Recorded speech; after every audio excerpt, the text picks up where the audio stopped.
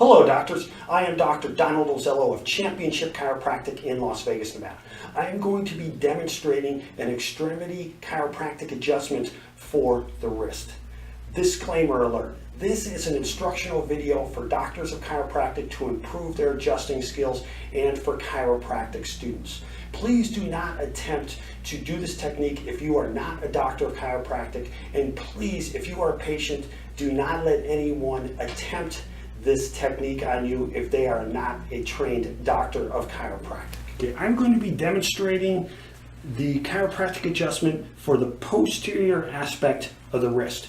First of all, after your palpation, you figure out what bones need to be adjusted. We are going to have the patient seated.